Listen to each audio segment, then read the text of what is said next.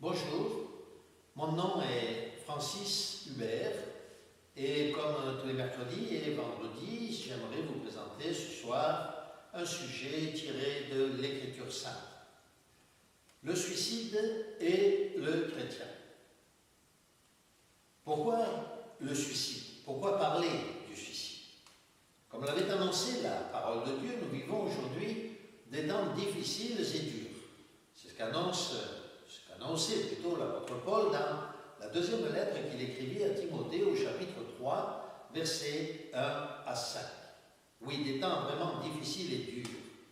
Alors, nombreux sont ceux qui sont confrontés à des situations qui semblent inextricables. Pour certains, ce sont des problèmes de santé, le cancer par exemple, bien d'autres maladies qui courent sur la terre, des problèmes lancinants de santé qui sont annoncés parfois sans remède, accompagnés même d'une souffrance terrible, telle l'annonce, comme nous le disions, d'un cancer ou d'un sida. Pour d'autres, ce peut être des problèmes financiers qui annoncent une ruine immédiate, des dettes. Peut-être va-t-on se trouver à la rue, perdre son logement. Des problèmes financiers que certains n'arrivent pas à rembourser, qui s'accumulent. Ce peut être encore une rupture sentimentale, un amour passionnel, déçu, qui plonge un adolescent, ou même un adulte, dans une souffrance indescriptible, que d'autres même peut-être ne peuvent pas comprendre. Ce peut être un conjoint qui nous a trompés, qui nous a même peut-être quittés après des années de bonheur et de vie conjugale. La honte d'un péché qui semble impardonnable ou trop lourd pour être porté. L'impossibilité de modifier ou de changer sa propre personnalité, un défaut même de cette personnalité. Certains peuvent penser qu'ils ont commis le péché impardonnable et en conséquence qu'ils ne pourront pas hériter de la résurrection ou du paradis. Ce peut être encore une situation liée à la méchanceté de ce monde qui tourne à sa fin. Un viol, la perte d'un travail nécessaire, le harcèlement moral ou sexuel, on en parle tellement dans les médias aujourd'hui. On pourrait rallonger la liste des raisons qui peuvent pousser quelqu'un à l'extrême limite du désert de vivre ou de mourir. Pour notre instruction, la Bible relate des cas de suicide et nous allons donc ensemble examiner ces cas. En tout cas, certains d'entre eux. Ce fut le cas, par exemple, de Saül et de l'officier qui portait ses armes. La Bible raconte comment Saül, un homme au physique imposant, mais spirituellement inconséquent, accumula les péchés les uns derrière les autres pour finalement abandonner Dieu, qu'il avait pourtant comblé de bénédictions et qui lui avait donné la royauté. Saül porta le comble de sa méchanceté jusqu'à aller consulter une voyante, ce qui, nous le savons, était bien entendu, pour nous chrétiens, formellement interdit par la loi divine. Le péché réclamant un salaire pour ses œuvres iniques, Saül vit périr devant lui, lors de la bataille finale, ses 3 enfants, et l'espérance, bien sûr, d'avoir une dynastie qui lui succéderait sur le trône. Devant ses yeux terrorisés, il voyait toute l'armée d'Israël qui s'enfuyait devant l'ennemi, qui massacrait des milliers de soldats hébreux. Lui-même avait été touché au flanc par une flèche qui l'immobilisait, et il voyait s'approcher les Philistins qui ne manqueraient pas de le torturer, de souiller sa majesté, son corps, par toutes sortes d'actes de guerre aussi vils que cruels. Ne voyant pas d'autre issue, Saül demanda à son officier de le tuer. Mais bien sûr, ce dernier refusa, ne voulant en aucun cas porter la main sur loin du Seigneur. En conséquence, le récit précise Saül prit l'épée et se jeta sur la pointe de celle-ci. Nous retrouvons ce récit, vous le savez, dans 1 Samuel, au chapitre 31, verset 14. Mais l'histoire ne s'arrête pas là, puisque le récit ajoute que l'officier de Saül lui-même, en proie au désastre, à la terreur du moment, se suicida lui aussi. Voilà donc pour le cas de ce suicide de Saül. Nous avons un autre cas qui est relaté dans la Bible, c'est celui d'Ahitophel. Ahitophel était un des deux ou des trois grands conseillers de David, les plus grands personnages après David dans le royaume. Jusqu'au jour où, pour une raison futile, il trahit David et prit le parti de son fils, qui était Absalom, bien sûr, qui était en pleine rébellion contre son propre père.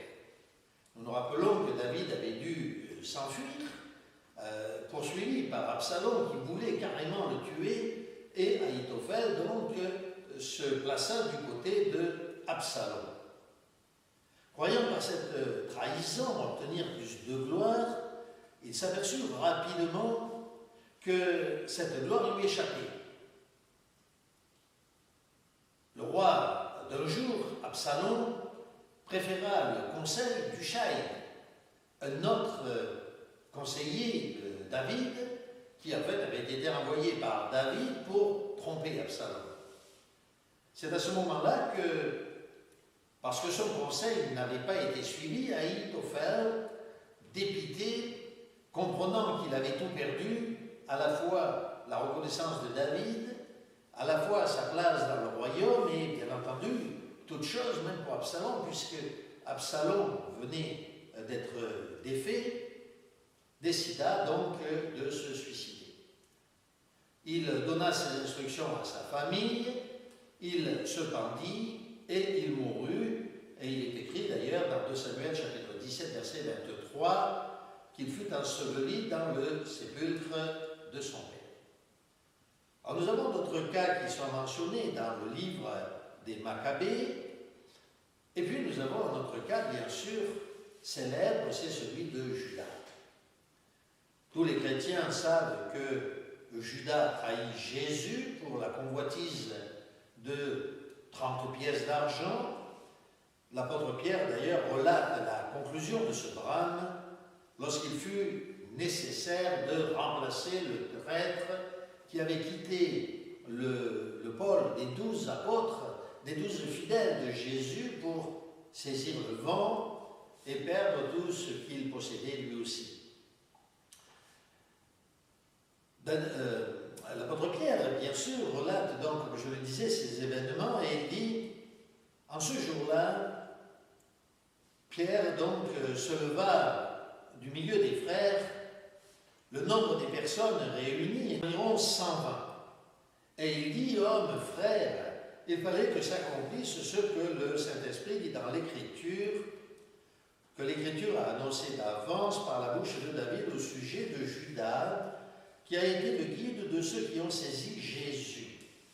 Il était compté parmi nous, il avait part au même ministère. Cet homme, ayant acquis un champ avec le salaire du crime, est tombé, s'est rompu par le milieu du corps, et toutes ses entrailles se sont répandues. La chose a été si connue de tous les habitants de Jérusalem que ce champ a été appelé le champ du sang. Or, il est écrit dans le livre des psaumes que sa demeure devienne déserte et que personne ne l'habite et que notre prenne sa charge. Nous retrouvons bien sûr ce récit dans le livre des Actes au chapitre 1er, versets 15 à 20. Voilà donc 3 cas relatés dans la Bible. Donc le cas de Saül, le cas de Ahitophel et le cas de Judas, sans compter, comme je le disais, bien sûr, les cas mentionnés dans le livre des Maccabées. Alors nous savons, il est notoire que dans certains groupes religieux, le suicide est relativement fréquent. C'est le cas d'ailleurs chez les témoins de Jéhovah, et dans d'autres groupes comme les Assemblées de Dieu. Alors, chez les témoins de Jéhovah, par exemple, la pression de la secte, les obligations, les interdictions innombrables qui pèsent sur les membres, le regard des anciens et autres membres qui les surveillent pour leur bien, les plonge souvent dans une dépression qui peut sembler sans issue.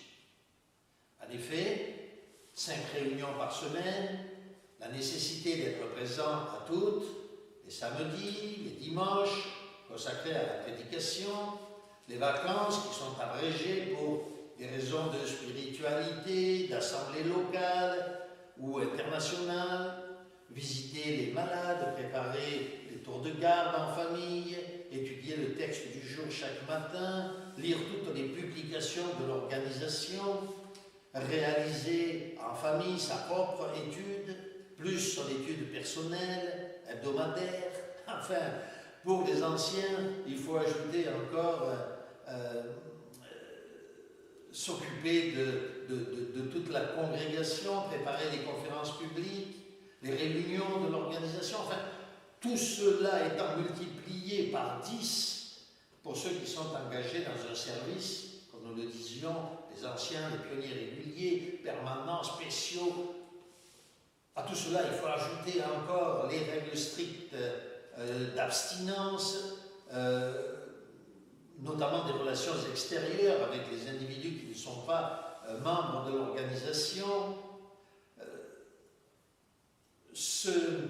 s'abstenir des relations avec ceux qui sont retirés, les exclus, l'absence de fêtes, de cérémonies condamnées par l'organisation. Enfin, tout cela crée un fardeau tellement insupportable pour les membres les plus faibles que, comme nous le disions, le suicide est relativement fréquent, bien sûr, pour les membres les plus faibles. Ajoutons à cela que l'enseignement de l'organisation des témoins de Jéhovah sur le suicide n'est pas une aide. Au contraire, je dirais personnellement, bien entendu, que ce serait plutôt un échec, puisque cette organisation explique aux membres qu'il n'y a rien après la mort. Après la mort, même de ceux qui mettent fin à leur jour, puisqu'il n'y a pas d'autre conséquence au suicide, sinon que le repos éternel et la disparition de tout souci, de tout tracas, la perte d'une espérance qui de toute manière nous échappe. Pourquoi ne pas mettre un terme à une souffrance qui apparaît parfois comme insupportable? C'est ainsi, comme nous le disions, que beaucoup de témoins de Jéhovah tentent d'échapper à leur situation désespérée par le suicide. Alors, nous voulons, en ce qui nous concerne, à venir avertir les chrétiens qui désirent plaire à Dieu et qui sincèrement le recherchent et comprennent, bien entendu, la situation dans laquelle ils pourraient se plonger par leur incompréhension des conséquences du suicide. Alors, pour comprendre réellement quelles sont les conséquences du suicide, il est donc nécessaire de connaître pleinement l'enseignement de la Bible et le point de vue de Dieu sur ce drame qui affecte des millions de croyants et de non-croyants à travers le monde. Alors que nous enseigne donc l'Écriture sainte? Elle nous montre 2 voies. D'abord, celle de ceux qui acceptent la souffrance, quelle qu'en soit son origine ou sa profondeur. La Bible nous enseigne même que les humains qui sont de passage sur cette terre traversent la grande tribulation. Cela veut tout dire, n'est-ce pas? Que leur vie est gorgée d'agitation, que pour les chrétiens, ils auront en plus à affronter des persécutions de toutes sortes, des moqueries, la perte de leurs biens, parfois de leurs parents, des souffrances et même la mort. Avant d'être élevé à son règne, par exemple, David accepta sa condition de banni de la société. Il était fugitif, poursuivi sans relâche, caché dans les grottes, au froid, l'hiver, à la dure. Sa réputation était perdue. Avant d'être élevé au rang de roi d'Égypte, Joseph lui-même accepta d'être vendu par ses frères, de perdre toute sa famille, et particulièrement son père aimant, d'être jeté en prison sous de fausses accusations. L'apôtre Paul traversa lui aussi, sans sourciller, 1000 tourments, en raison de la mission d'évangélisation qui lui avait été confiée par Dieu. Combien de chrétiens qui souffrent, cite le cas de Job, qui souffrit la perte de tous ses enfants, de tous ses biens, les outrages de ceux qui, envoyés par le diable, faisaient même mine de vouloir l'encourager, mais qui en réalité l'accusaient ouvertement de toutes sortes de méfaits. Il accepta la honte publique, les assauts répétés du diable contre lui, avant de recevoir la récompense de sa fidélité. Bien sûr, le cas le plus extrême est celui de Jésus-Christ, qui accepta les souffrances les plus cruelles, l'ignominie, la torture et même la mort pour le salut, non pas de son âme, mais de l'humanité. Tous ces fidèles, et des centaines d'autres encore, témoignent de leur attachement à la vie. Tous auraient pu se suicider pour en finir avec leurs souffrances, mais ils refusèrent de mettre un terme à cette vie de souffrance. Notons, d'un côté nous avons parlé de ceux qui ont accepté d'abréger leur souffrance par le suicide. Nous avons cité leur nom précédemment, et nous venons de citer maintenant, au contraire, à l'opposé, des personnages qui refusèrent de se suicider malgré les souffrances extrêmes qu'ils subissaient. Alors pourquoi? Pour quelles raisons ces hommes intègres refusèrent-ils de mettre fin à leur jour dans des conditions aussi épouvantables? Et nous pourrions en citer bien sûr des milliers et des milliers. La première raison est qu'ils avaient confiance ou conscience que leur vie ne leur appartenait pas, mais qu'elle appartient à Dieu qui la leur avait donnée. La seconde raison est qu'ils savaient, contrairement à ce qu'enseignent certains hérétiques, que chacun recevra ou devra rendre des comptes de ses actions présentes dans le monde à venir, qu'il y aura bien un jugement final pour chacun et une conséquence éternelle aux actions bonnes ou mauvaises. Je vous encourage d'ailleurs à regarder la vidéo que nous avons réalisée il y a quelque temps sur l'âme. N'hésitez pas à la regarder et vous comprendrez mieux, nous comprendrons mieux à travers cette vidéo que nous aurons des comptes à rendre après notre mort. Troisièmement, tous comprenez que le suicide n'est rien d'autre qu'un meurtre. Nous le redisons encore, le suicide n'est rien d'autre qu'un meurtre. Oui, c'est un meurtre contre soi-même. Prenons un exemple pour expliquer plus clairement notre propos. Supposons que vous rencontriez un clochard dans la rue, un homme immonde, sale de vêtements tout autant que de sa personne, un homme qui sent mauvais, un mètre même de lui. Supposons que vous décidiez de le supprimer. Serait-ce un meurtre? Oui, assurément, vous répondriez cela, n'est-ce pas, sans hésiter. Et la justice humaine vous condamnerait même sans pitié pour un tel acte répugnant, parce que c'est un meurtre. C'est pourtant ainsi que pensent ceux qui envisagent le suicide. Ils considèrent souvent qu'ils sont des bons à rien, des ratés, qu'ils ne méritent pas de vivre. Mais supprimer un tel individu, c'est-à-dire soi-même, n'est rien d'autre qu'un meurtre. Quatrièmement, que ceux qui se suicident ne soient rien d'autre que des criminels, est attesté par les exemples que nous avons cités précédemment. Par exemple, Saül, Ahitophel, Judas n'étaient assurément pas des personnes bien recommandables. Mettre un terme à ces péchés par un péché encore plus grand n'est certainement pas la bonne façon de faire. Je voudrais d'ailleurs attirer votre attention sur un passage mentionné par saint Augustin. Il écrit ceci: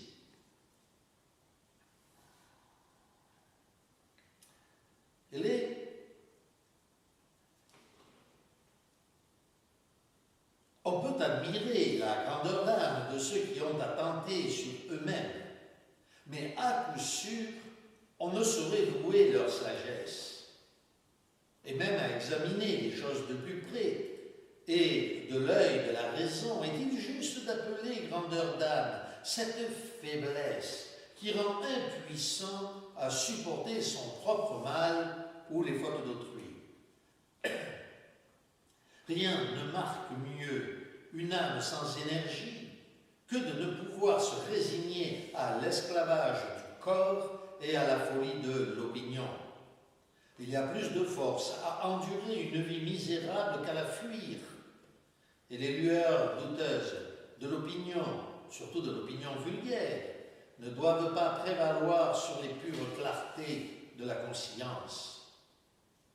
Il continue en disant: ni les patriarches, ni les prophètes, ni les apôtres ne nous ont donné l'exemple du suicide. Jésus-Christ, notre Seigneur, qui avertit ses disciples en cas de persécution de fuir de ville en ville, ne pouvait-il pas leur conseiller de se donner la mort plutôt que de tomber dans les mains de leurs persécuteurs? Voyons, le saint homme Job, qui aima mieux souffrir dans sa chair les plus cruelles douleurs que de s'en délivrer par la mort, sans parler des autres saints que l'Écriture, ce livre, éminemment digne d'inspirer confiance et de faire autorité, nous montre résolus à supporter la captivité et la domination des ennemis plutôt que d'attenter à leur jour. Quelle leçon pour les chrétiens, adorateurs du vrai Dieu et amants de la céleste patrie! Avec quelle énergie ne doivent-ils pas repousser l'idée du suicide quand la providence divine, pour les éprouver ou les châtier, les soumet un temps au joug de l'ennemi. Augustin continue, et je vous donnerai une autre citation faite un petit peu plus loin dans son récit contre le suicide. Il dit: de plus, s'il est évident que c'est un crime détestable et digne de la damnation que de se donner la mort, y a-t-il un homme assez insensé pour parler de la sorte? Péchons maintenant de crainte que nous n'en venions à pécher plus tard. Soyons homicides, de crainte que d'être plus tard adultères. Quoi donc? Si l'iniquité est si grande qu'il n'y a plus à choisir entre le crime et l'innocence, mais à opter entre deux crimes, ne vaut-il pas mieux préférer un adultère incertain et à venir à un homicide actuel et certain? Et le péché qui peut être expié par la pénitence n'est-il pas préférable à celui qui ne laisse aucune place au repentir? Oui, Augustin, assurément, nous montre qu'il est même préférable de pécher que de se suicider. Car il n'y a pas de péché plus grand que le meurtre, n'est-ce pas? Conclusion. Si notre désespoir provient de la connaissance d'un péché, implorons le pardon de Dieu plutôt que de commettre un péché bien plus grand encore en supprimant une vie qui a été créée par Dieu, cette vie qui ne nous appartient pas. S'il s'agit du résultat d'une action sur laquelle nous n'avons aucun pouvoir, plaçons notre espérance dans le Dieu qui ne peut mentir et qui viendra à notre secours en temps opportun. Nous devons avoir cette foi que Dieu peut tout et qu'en temps opportun, il sera là, parce que nous avons besoin de lui et que nous sommes ses enfants. En tant que chrétiens, voués à Dieu, acceptons la souffrance, quelle qu'en soit l'origine ou quelle qu'en soit l'intensité, afin de recevoir la formation divine nécessaire à une croissance morale et spirituelle, qui nous permettra à terme non seulement de devenir nous-mêmes meilleurs, mais aussi capables d'aider autrui dans sa propre marche avec le Seigneur dans le paradis promis. Nous vous encourageons, chers frères et sœurs, à rester fermes, quelles que soient les conditions, quels que soient les sentiments que certains d'entre nous peuvent ressentir. Oui, c'est vrai que le suicide peut paraître un échappatoire immédiat à une situation qui semble tellement fermée, tellement désastreuse. N'oublions jamais de faire la différence entre ces hommes mauvais, Ahitophel, Judas, Absalom, d'autres qui ou se sont suicidés ou se sont rebellés contre Dieu, et ceux qui ont au contraire accepté sans aucun compromis la souffrance la plus terrible devant eux, particulièrement notre Seigneur Jésus-Christ. Suivons fidèlement ses traces. Ne permettons pas au diable de nous enfouir dans la détresse, la tristesse, jusqu'au point d'aller au suicide. Car il y va de notre vie éternelle. Assurément, celui qui se suicide ne fuit pas ses péchés, ne fuit pas ses problèmes, mais au contraire tombe dans des problèmes bien plus grands. Car après sa mort, il y a encore une vie. Après la mort, la vie de l'âme continue. Et la souffrance alors serait éternelle et sans aucun recours. Entre deux voies, la vie et la mort, choisissez la vie et la bénédiction du Seigneur.